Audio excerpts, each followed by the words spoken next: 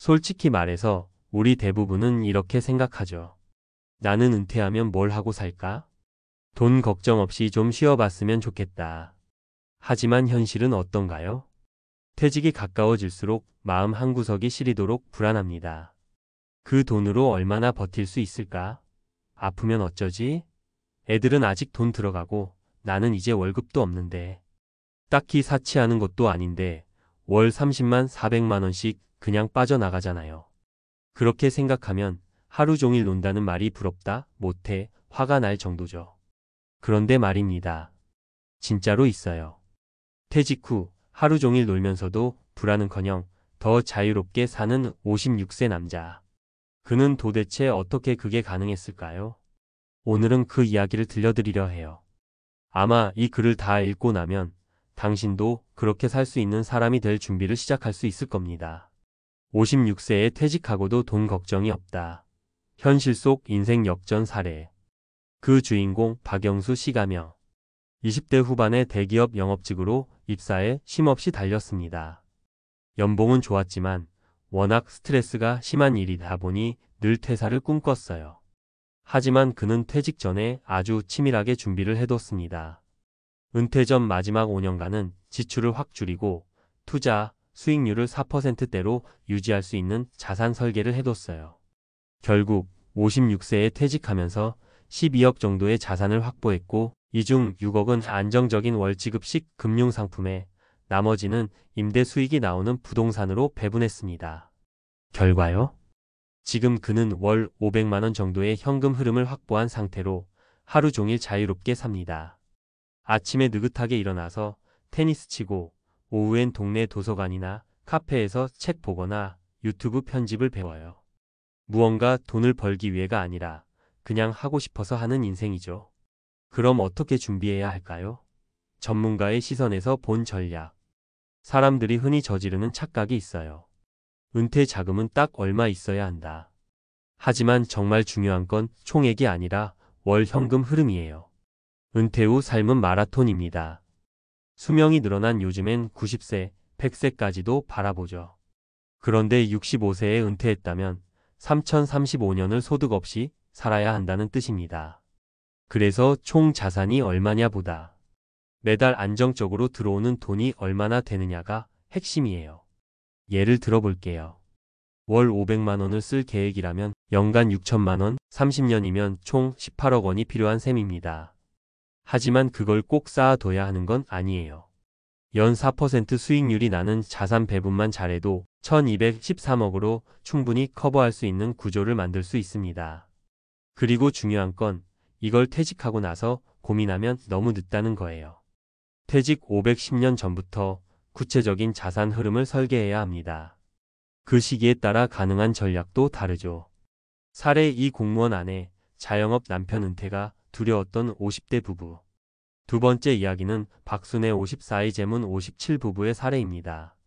남편은 오래된 개인 식당을 운영했고 아내는 지방 공무원이었죠. 남편의 사업이 코로나로 휘청이면서 은퇴 준비는커녕 빚까지 생긴 상황. 둘 다 은퇴 후가 막막하다는 말을 입에 달고 살았어요. 그런데 아내가 공무원 연금이 있잖아요. 그 연금이 월 180만 원 정도 나올 예정이었고 남편이 운영하던 식당 자리를 전세로 돌리면서 월 100만 원의 임대 수입이 생겼어요. 여기에 이들이 가지고 있던 3억 원을 전문가와 함께 안정형 배당 상품과 월지급식 펀드로 설계하면서 현재는 월 400만 원 안팎의 생활비가 확보된 상황. 이제는 부부가 동네 봉사활동도 다니고 한 달에 한두 번 국내 여행도 떠납니다. 그들이 말해요. 이 정도면 불안하지 않게 오래 살 수 있을 것 같아요. 사례 3 나는 아무것도 못했는데 자책하는 58세 이혼 남성의 반전.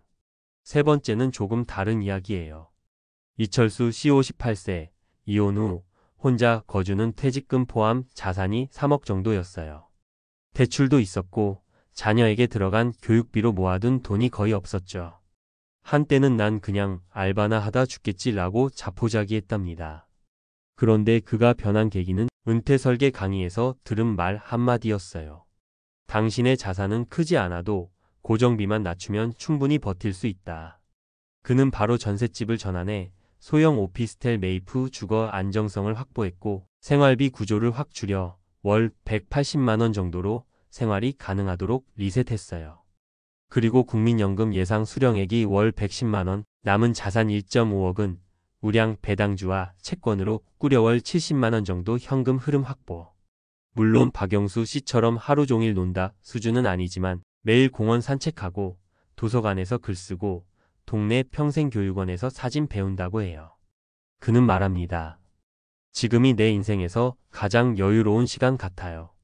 결국 중요한 건 얼마 있냐보다 어떻게 쓰느냐.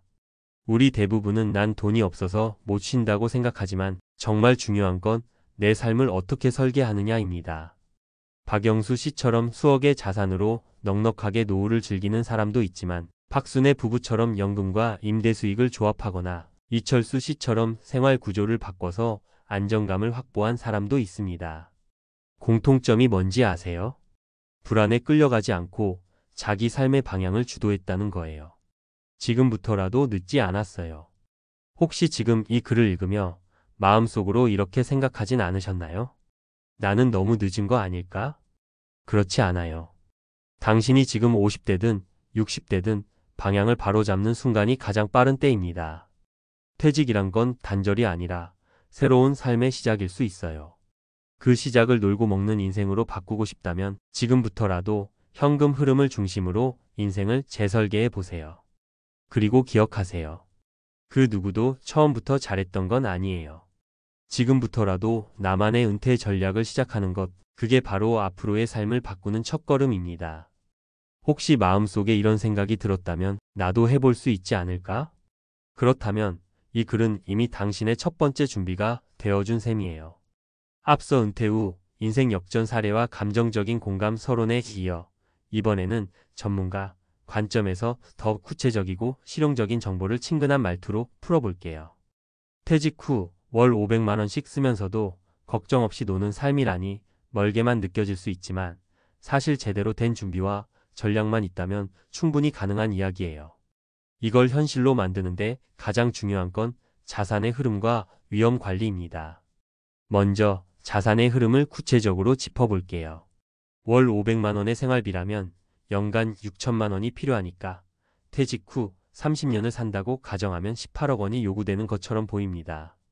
그런데 이걸 그냥 통장에 18억을 쌓아두면 오히려 물가 상승과 인플레이션 때문에 실질 구매력이 줄어들어요. 그래서 많은 전문가가 권하는 방법은 자산을 운용하면서 인출하는 구조를 만드는 거죠. 예를 들어 박영수 씨 사례에서 볼 수 있듯이 12억 원을 안정적이고 꾸준한 수익이 나오는 금융상품과 부동산 임대 수익으로 나누어 배분하는 방법이 있습니다. 수익률을 연평균 3.54% 수준으로 잡으면 매년 45천만 원의 현금 흐름을 만들 수 있거든요. 여기에 부동산 임대 수익까지 합치면 월 500만 원 이상의 현금이 꾸준히 들어오는 구조가 되는 거죠. 그렇다면 어떻게 이걸 설계할 수 있을까요? 먼저 퇴직 전에 본인의 총 자산과 부채 현황을 정확히 파악하는 게 필수입니다. 이후 전문가와 함께 은퇴 생활에 필요한 월 생활비를 꼼꼼히 계산해 보는 것이 중요해요. 이때 생활비에는 고정비와 변동비를 모두 포함해야 하죠. 예를 들어 건강보험료, 관리비, 예상 의료비, 취미나 여가 비용까지 미리 감안해야 합니다. 특히 의료비는 나이가 들수록 불확실성이 크니 넉넉하게 책정하는 게 좋아요. 그리고 꼭 기억해야 할 점이 있습니다. 4% 룰이라는 게 있는데요. 이는 초기 자산의 4%를 매년 인출하되 인플레이션을 반영해 금액을 조정하면서 30년을 버틸 수 있다는 경험적 가이드라인입니다. 하지만 최근 금리 환경이나 투자 환경이 변하면서 4%가 항상 안전하지 않을 수 있으니 투자 상품을 다양화하고 필요시 인출률을 조정하는 유연성이 필요해요. 자, 실제 사례를 더 볼까요? 박순애 부부 사례에서는 공무원 연금과 임대 수익을 조합한 점이 인상적입니다. 연금은 안정성이 가장 큰 장점이라 은퇴 자산 설계에서 기본적인 기둥 역할을 합니다. 그런데 연금만으로는 부족할 때가 많죠. 그래서 부부가 가진 부동산 자산을 임대해 월세 수익을 확보하는 건 좋은 전략입니다. 물론 임대 관리가 번거롭고 공실 위험도 있으니 위치가 좋은 곳이나 수요가 꾸준한 지역을 고르는 게 중요해요. 또 이철수 씨처럼 자산이 많지 않거나 부채가 있는 경우 생활비 구조 재설계가 핵심입니다. 예를 들어 전세 자금을 활용해 월세 수익이 나오는 부동산에 투자하거나 생활비 지출을 줄여 연금과 투자 수익만으로 버틸 수 있도록 현실적인 플랜을 세워야 합니다. 특히 무리한 투자보다는 안전 자산 중심으로 포트폴리오를 구성해 시장 변동성에 대비하는 게 필요합니다. 실제로 활용할 수 있는 팁 몇 가지를 알려드릴게요. 퇴직 전 5년은 은퇴 모드로. 이 시기에 지출을 줄이고 투자 성과 점검, 연금 수령 예상액 계산, 부동산 임대 가능성 확인 등 은퇴 설계 작업에 집중하세요. 무리한 소비나 리스크 높은 투자보다 안정성과 현금 흐름에 초점을 맞추는 시기입니다.